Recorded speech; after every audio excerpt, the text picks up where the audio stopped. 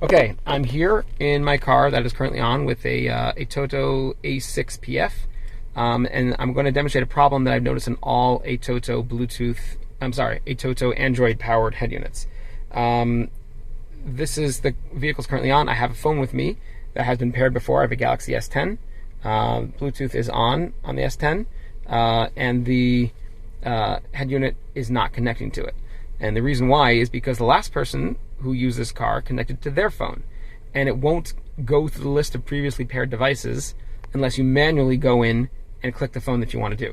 I'll show you. I have to go into here, Bluetooth 1, go to devices, find my device. In this case, here's the Galaxy S10, which you see is not top of the list. The top of the list is this OnePlus 10 phone, which was the last one used in the car.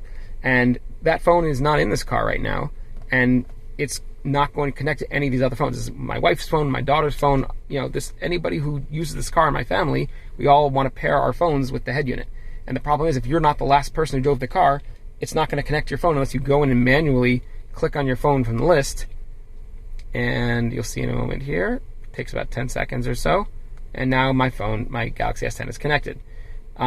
This is ridiculous, because while I can do that, I'll go in and do that, and I'll know, oh, I didn't drive the car last, maybe my wife did, maybe my daughter did, maybe someone else borrowed the car, whatever it is, I can go in and then go find my phone and do this again. But when my wife drives the car, or my daughter drives the car, all I get is phone calls saying, why is my phone not working with the car?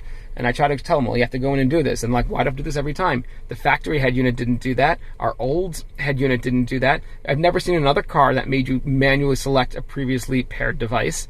In fact, Atoto's F7, which runs on Linux, doesn't have this problem. Only the Android ones. And when I reach out to customer support, they tell me, oh, this is some kind of a security feature to only connect to the last phone that was used.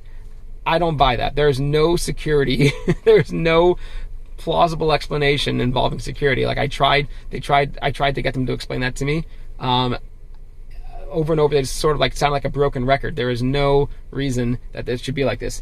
In fact, on my S8 second gen, which is in my other car, I complained about this enough that eventually I was given a custom firmware that will go through my other previously paired devices and will connect to it. So I know that it's possible to do, but for whatever reason on the A6PF, which I installed in this car, they're telling me, no, the engineer really recommends against it, and I don't understand why. I can't think of any good reason why this would be. And guys, I really think if more people were to reach out to Atoto and point out that this is a user experience problem, I might not keep this device, because if it's annoying for the rest of my family to use, then, I mean, the point of installing this was to have more convenience in the car, to be able to have the ability to run maps without having to use your phone, and be able to stream video and things like that to the head screen in the back. I actually have installed a rear entertainment system that this can stream to, and that's great, and everyone loves it. But if it doesn't work as well for things like Bluetooth calls that a normal vanilla head unit would, then what's the point, you guys? This is a problem.